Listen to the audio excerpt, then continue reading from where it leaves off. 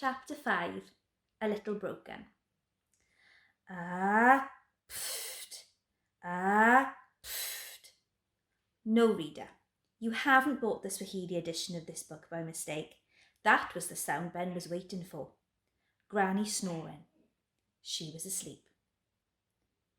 Ah, pfft. Ben crept out of his room and made his way over to the telephone in the hall. It was one of those old-style telephones that purred like a cat when you dialed a number. "Mum," he whispered. "I can hardly hear you," she shouted back. There was loud jazz music playing in the background.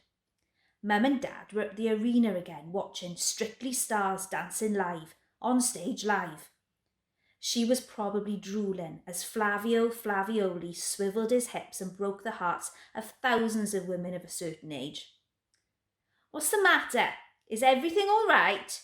The old bat hasn't died, has she?" "No, she's fine, but I hated you. Can't you come and pick me up? Please," whispered Ben. "Flavio hasn't even done his second dance yet." "Please," he pleaded. "I want to come home. Granny is such a bore. It's torture spending time with her." "Speak to your dad." Ben heard a muffled sound as she passed the phone over. "Hello?" shouted Dad. "Please keep your voice down." "What?" he shouted again. "Shh! Keep your voice down. You are going to wake up Granny. Can you come and pick me up, Dad? Please, I hated you." "No, we cannot. Seeing this show is a once-in-a-lifetime experience." "You saw it last Friday," protested Ben.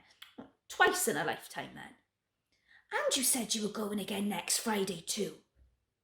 "Look, if I have any more of your cheek, young lad, you can stay with her until Christmas.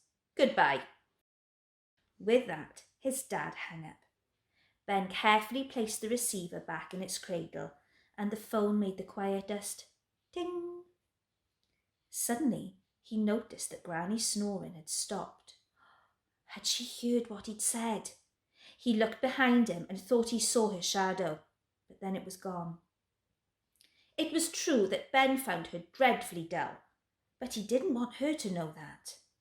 After all, she was a lonely old widow, and her husband had died long before Ben was even born. Guiltily, Ben crept back to the spare room and waited and waited and waited for the morning. At breakfast, Granny seemed different.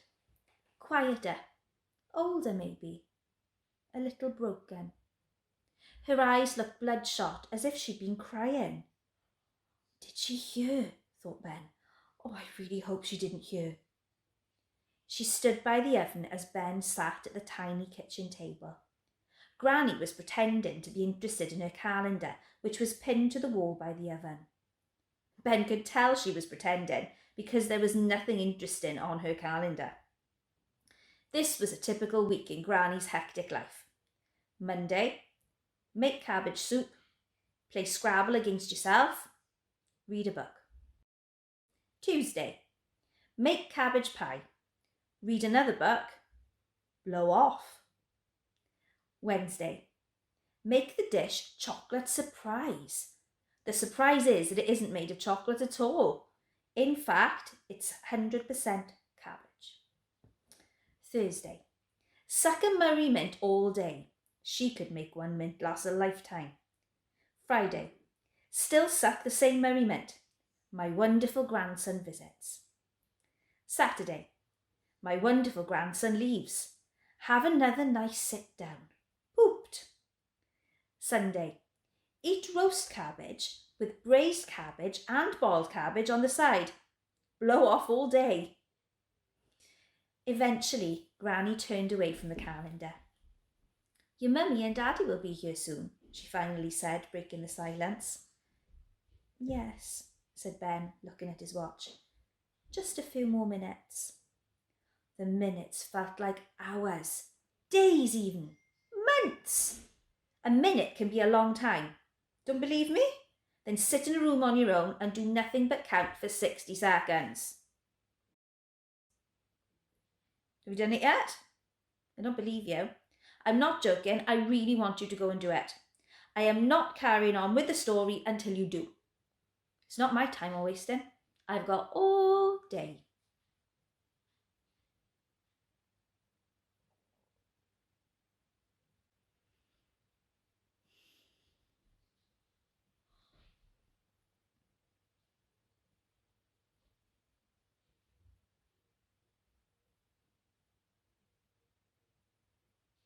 Right.